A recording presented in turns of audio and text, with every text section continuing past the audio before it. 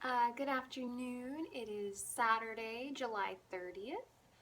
I'm definitely behind on video updating my Pokemon Go journeys and journaling. I ran into a little bit of issues. I think it was Thursday, and I didn't actually end up going hunting like I said I was in that video. Just something came up. Wasn't able to do that. And then I had the second night of Harry Potter trivia, and that was so much fun. The group, we did really well. Actually, let's scratch that. One girl on our team, she was amazing. She rocked it. Uh, I helped her out on a couple. She felt like she was carrying the team, and then she thanked me because there were a couple that luckily I was like, yes, I can contribute something because she was kicking butt and taking names. And one of them, for example, was, "What is the final sentence of the last book?" I'll give you a second to think about it. She thought it had something to do with his scar, but I knew it.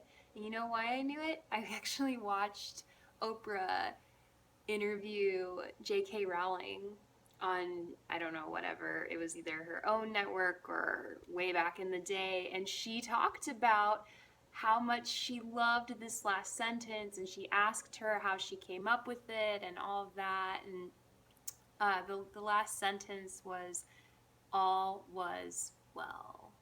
So that's why I totally remembered it, and I was like, yes. Uh, but unfortunately, we didn't win. We are definitely fired up to really vamp up on Harry Potter for next year, and get first place next time, because they gave out like wands and Marauders maps and like these donuts that were decorated as Harry Potter. So we were definitely sad we didn't win. But anyway, on to my journey today. Oh, and by the way, I got this cute Pokemon hat. I couldn't help myself. I've been wearing a hat often because, oh my gosh, it's July. It's hot. And first of all, I've never been so tan in my freaking life ever. Thank you, Pokemon Go.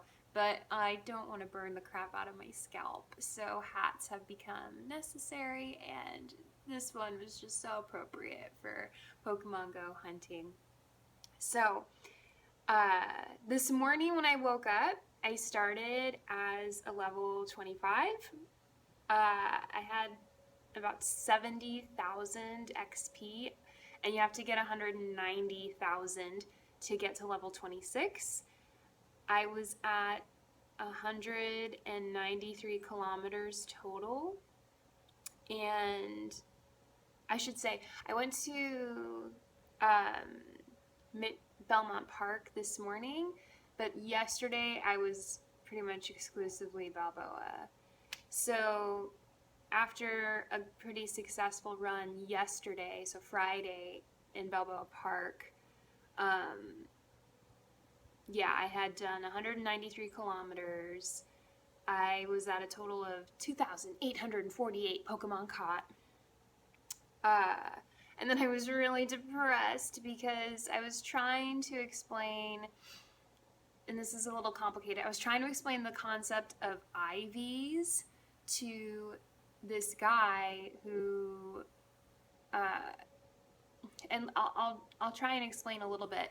So the IVs are kind of like these secret, not secret, but in this game, it's not something you can see up front, but it's something that can be calculated. And so with every Pokemon that you come across for its species, so let's say you had 10 Bulbasaur in front of you, each of them could have a different potential max CP and max HP, so their offense and defense. So if you have evolved, let's say, the same Pokemon, and maybe you've powered them up, you might notice that they come out to different CPs. So even after you've like maxed out that arc, and you can't do any more Stardust, and you're like, this is weird. Why does one? So like I have a couple Vaporeon, for example, and they each have a different max CP, and what this is referring to is the IVs. So the one that's got the higher numbers is stronger. It's a stronger Vaporeon than the other ones. Its IVs are better. So in this game so far, the IVs don't give you too much advantage, but if you are battling someone who has the same species as you, and let's say you're a pretty similar CP, those IVs could really help you out. It could, I've read online that it could be like a 10% advantage. For now, it's not the most important thing, but it's really interesting. So this guy was like really into it, and so we were trying to, I was trying to describe it, so I was trying to show this arc on one of my extra abras that I was gonna look up. By the way, the Silph, Silph Road, so that's a play on words on the Silk Road. For those of you who don't know, hopefully you do know, because it's kind of important.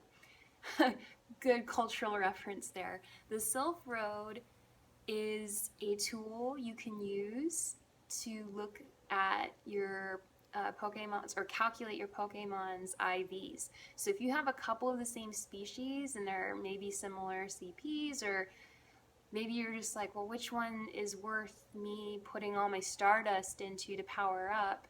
Use the IV calculator on that site and you'll know if you have one with even like perfect IVs. That's definitely one to invest in. But it will also tell you like, oh man, this Pokemon you caught, and a lot of them that you catch in the wild, by the way, and apparently from what I've heard from the nests, which is where you can find a whole bunch spawning of a specific species, tend to be weak. So it'll tell you like, oh, you should trade that into the professor. It's terrible. Or it'll tell you, oh, it's a pretty solid Pokemon. So I think it's fun to mess with, even if you're not completely obsessive like me. It's just interesting, because now you know, oh, when you see that it takes, let's say, 2,500 Stardust to power up your Bulbasaur, that's actually an indication to you of that Bulbasaur's level. And so what I mean by that is you have your personal level, so like I'm a level 25, but let's say I come across a Bulbasaur, it has its own level.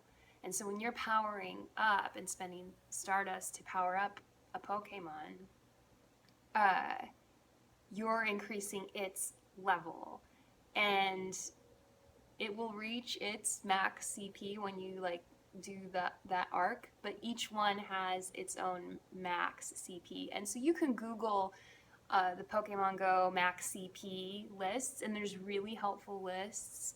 And so at this point in the game, Mewtwo has the highest potential CP. So if you found Mewtwo with perfect IVs and you powered him up, he would have the max. And then I think Dragonite's under that and Mew's under that. So you can look those up and see like who's really worth it in terms of CP and fighting and who you want. Obviously a Dragonite's going to be really awesome, and that's probably why you've seen them dominate gyms if you go to like your local like gyms and try to battle.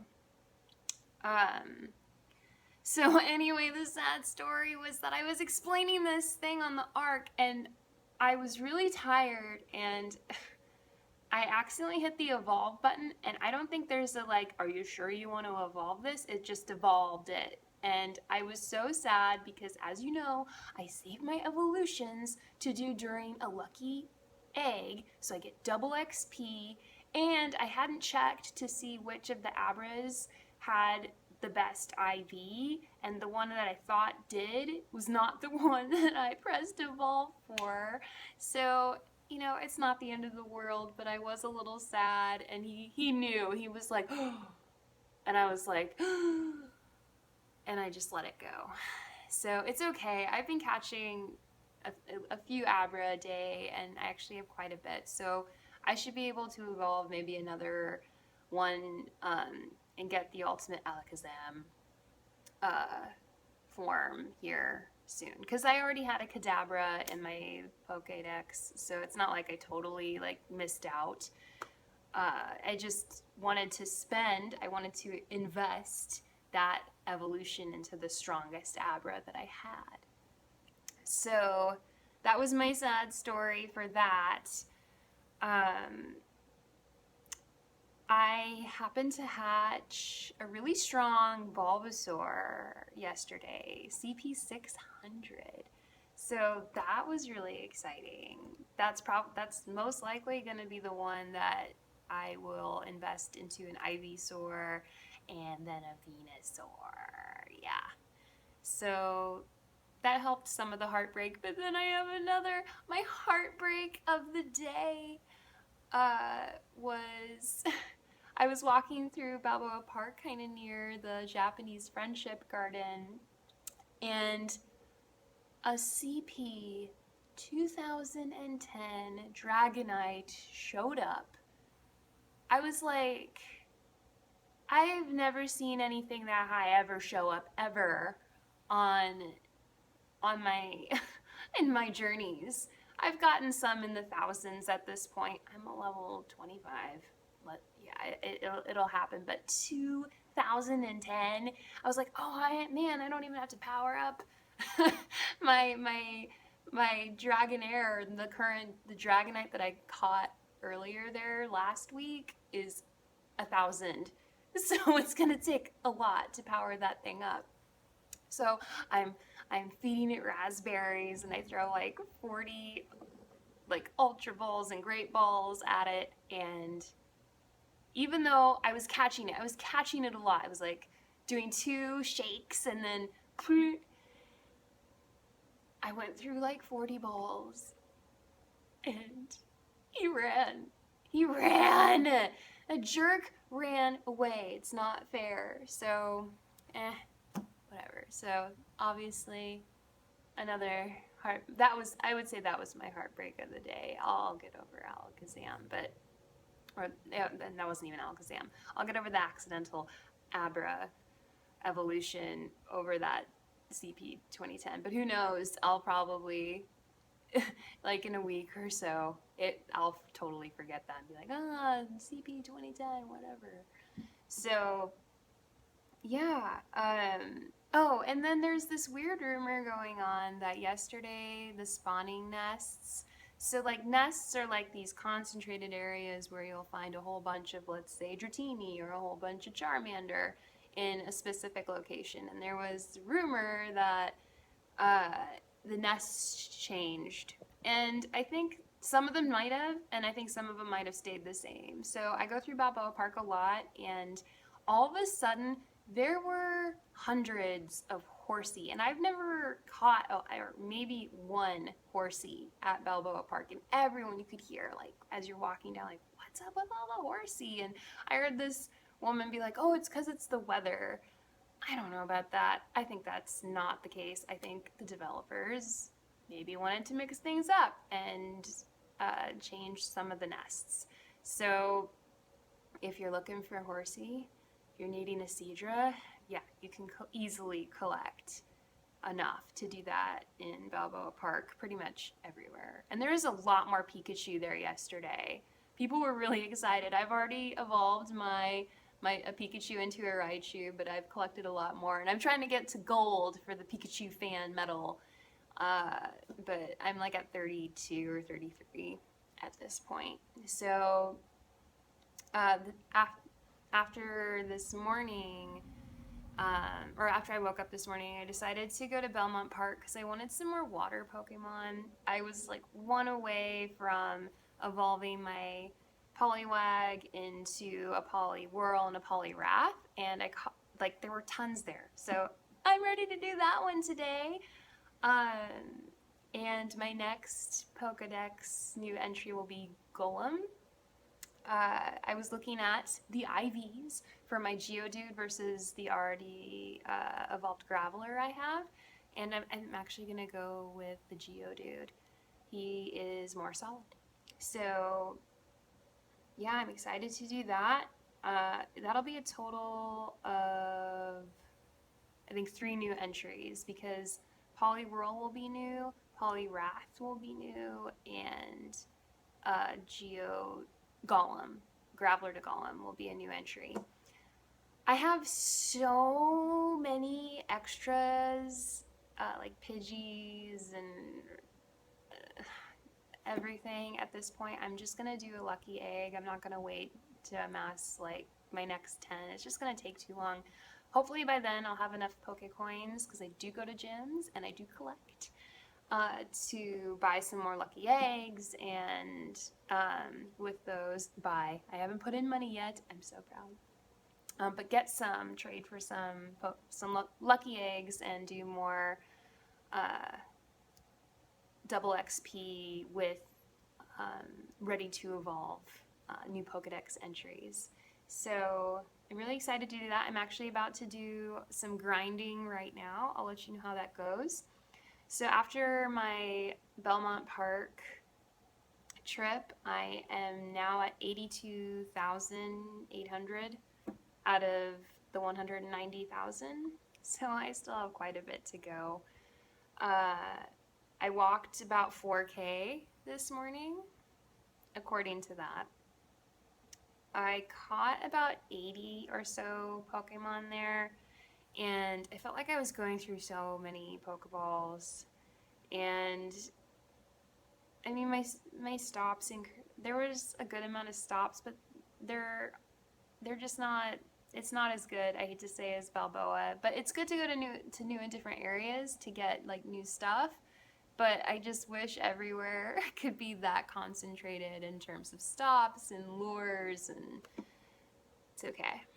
I'll obviously get over it. So I have like 40 Pidgey to mass evolve, and then I've listed out in a journal what I want to evolve after that. Obviously, preference goes to the Geodude, to the Golem, and the Poliwag. I'm really excited because that one should be really strong at the end. And then all kinds of extras. I'm just gonna do it as fast as I can. If I'm lucky, maybe I'll hit 70 evolutions. And Niantic, it better not, you listen to me, it better not crash when I'm trying to do this. Please. I'm like, it's the worst. I'm trying to do something as fast as possible, and then you're killing my time, my 30-minute lucky egg. So yeah, I'll let you know how that goes, and hopefully we'll be a bit closer to level 20.